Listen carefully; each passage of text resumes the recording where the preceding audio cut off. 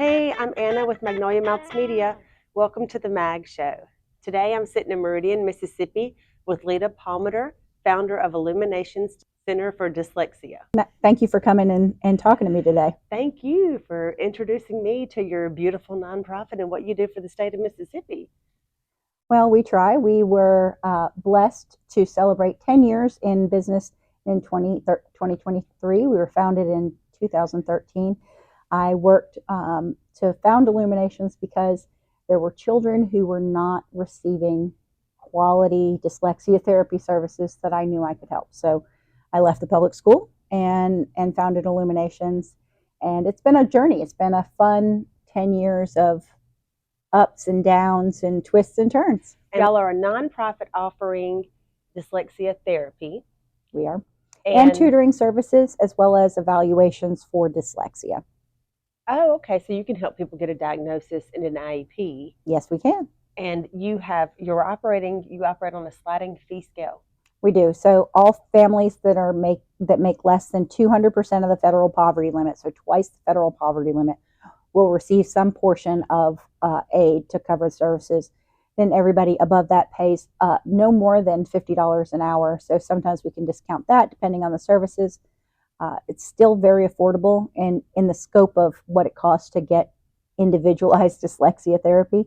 But we do that both in person and online. So we offer virtual classes and hybrid classes with our therapists. So you truly can touch every child that needs your help in the state of Mississippi. And across the world. So yeah, we are here. We are a Mississippi first kind of nonprofit. Lots of our funding is dedicated to raising the literacy levels of Mississippians. But we also want to make sure that there isn't a family out there who's dealing with a letter home saying, hey, your child may have dyslexia, who doesn't have a resource to say, can you help me? Oh, I love that. I'm so happy to be sitting here with you because when I called you to ask you about this, you were giving me good statistics about our state. And I know we both are tired of hearing about being last in education and first in obesity. And it was you were refreshing to speak to because you know what's going right and you're willing to help what's going wrong. So I want you to tell us some stuff that's going right. So Mississippi's setting the records that everybody else is following. It's sometimes called the Mississippi Miracle. We love to call it the Mississippi Marathon because we're not there yet. We're trying to reach number one, but we were last for a very long time in education, specifically in literacy. And in 2019 was the first NAEP scores that are a nationwide score that showed we're the only ones that showed growth in literacy. The only state out of the United States of America. In fourth grade literacy, and we continue to set records. We didn't do a 2021 NAEP because of a pandemic. So 2022 NAEPs come out, and we again show marginal growth, but we meet the standard. We're now number 23 in the nation for raw scores. We still have this voice to tell, because the best part of that is when you take out a segment of the population that's free and reduced lunch, we're number 2 in the nation. We can teach all kids. We can teach poor kids. We can teach white kids. We can teach black kids. We're closing the gap between our subpopulations. And I think that's what was necessary for us to get to 23, but we're doing it better than anybody else in the nation. Leta is also a published author, Mississippi Rising, and there is that beautiful chart in here which shows Mississippi growing compared to the rest of the nation, and we're killing it. And you're a contributor to that growth. I would like to think so, but the part of the reason that I wrote the book was because it's not just a law. Some people want to say it's just a law, or it's not just letters trainer. I'm a letters trainer, and I get to teach teachers all over the nation about how to do structured literacy. But it wasn't one thing. It was those and Barksdale's 20-year commitment to funding education reform and being the first in the nation with dyslexia therapy programs at the master's degree level. And it's the being number 2 in the nation for the number of dyslexia therapists outside of Texas that makes this possible, because when you can teach those who are hard to teach but not unable to learn, you win. And we focus on making sure that every child succeeds. Because we've done it despite not being funded, despite cuts to our public school systems, despite the push to privatize our education, despite all those things, we've been able to raise the literacy rates for all children. And those children are our future. If we learn anything from Magnolia Mouse Media, is that our number one export shouldn't be our people. And that's what we keep sending into the world, is our very best people. We lose 2/3 of our educated population. Yes. We send our kids, I've talked about this before on the show, we send our kids to our state universities and then off they go.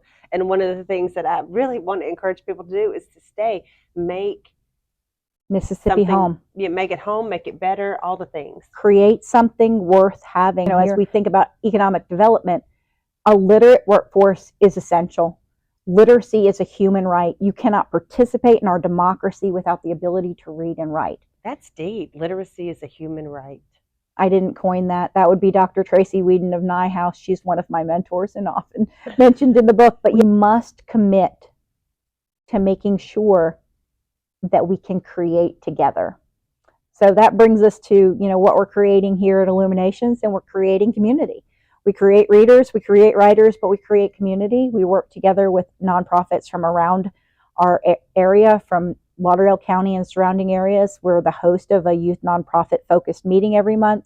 We work together to make sure that we're supporting each other, so that, you know, Illuminations works hand in hand with Hope Village and Care Lodge and anybody that's doing good work in our community. In October, which is Dyslexia Awareness Month, Phil Bryant made that happen when he was governor. He was also someone who struggled with dyslexia and put into law our 2013 law, our 2012 law that said we'll screen every single child in Mississippi schools in the spring of kindergarten and the fall of first grade for dyslexia. That's so interesting.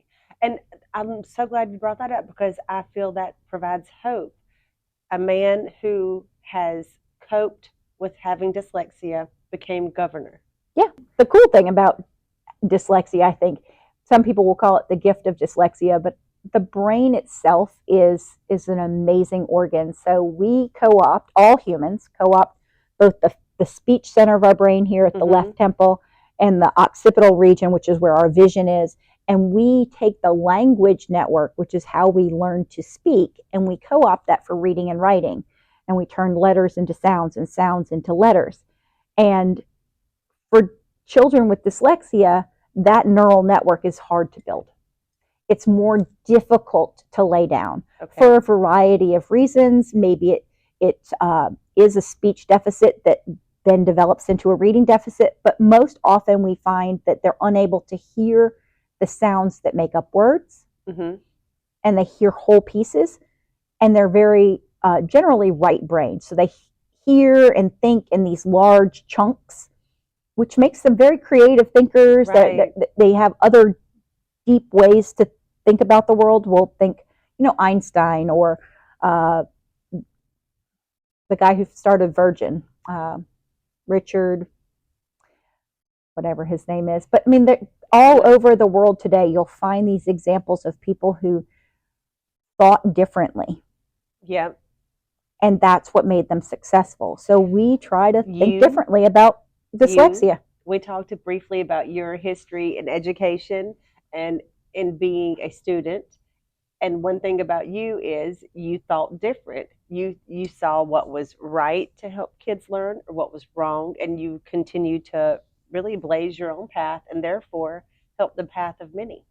My husband says it's not bossiness, it's leadership skills. But I would say that, yeah, I think there is something to leaders about doing what is right, even when it's not easy. Right. And even when sometimes it doesn't bring you the most popularity. Or the most money. Founding a nonprofit certainly wasn't profitable. But I think that you do things because it's the right thing to do, and eventually the things that we sow in the effort of being good bear fruit. Tell me about the success of the students that you help. Oh, I have several that my very first student, I taught her at her kitchen table, because we had to have a practicum student when I was in my dyslexia therapy program. And she became so much a part of our family. I was at her wedding. She now lives in Washington, D.C. area and is, just happy and graduated from Mississippi State with a degree. And I have several more of those students who I've watched grow into to full functioning adults. But I think the most powerful one is my first adult student that I took on. One of my families who I had worked with their son, and he just graduated from MSMS, very proud of him as well, but they had called me and said, I've got an employee and I think he's struggling with reading. Could you help? Now, most of the time I will take in those people and refer them to the Ralph Young Education Center at MCC or somewhere like that. But this man was functionally illiterate. He didn't know all of his letters and sounds. Mm-hmm. And we worked together. He gave up his lunch break every Friday to come see me. Aww. And his employer paid for his services. And the day he walked in and said to me, Leta, you know what I did today? And I was like, I don't know. What'd you do today? He's like, I was able to go to the ATM and get money out without calling my wife to ask which buttons to push. And I thought to myself, if that doesn't tell you why literacy is a human right, I don't know what will. We have 4 dyslexia therapists, 3 tutors, and a foster grandmother and myself, plus 4 online therapists. So I don't have as much one-on-one time with my students, but I get to have one-on-one time with teachers. Mm-hmm. And I'm able to travel and help them do this work in their own classrooms. I love it. Thank you so much for shaking things up. Thank you for your dedication to literacy and to Mississippi. I want you to tell me one more little number, and that is Mississippi was the first to offer the dyslexia therapy program. So we have 3 universities that offer a master's degree in dyslexia therapy. We were the first in the nation to do so. There are now 8 universities that do so. We are proud of the fact that we help teachers become better at what it is that we've asked them to do, which is teach every child to read and write. So we're excelling at some things. We are, and I'm proud of our state because we don't leave anyone behind. We couldn't afford to. You can't just discount a whole segment of the population because we'll never get anywhere if we don't do it for everyone. Right. Can you tell me your website and where to follow you on socials? So we're on Facebook at Illuminations Dyslexia.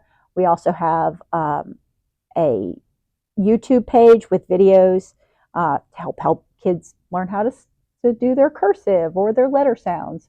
And then we have illuminationsdyslexia.com, where we can always take donations to help kids learn to read. And we can give you information on how to get your own family the services that we provide. Thank you so much for hanging out with me this morning and having coffee and chatting literacy in Mississippi. Yeah.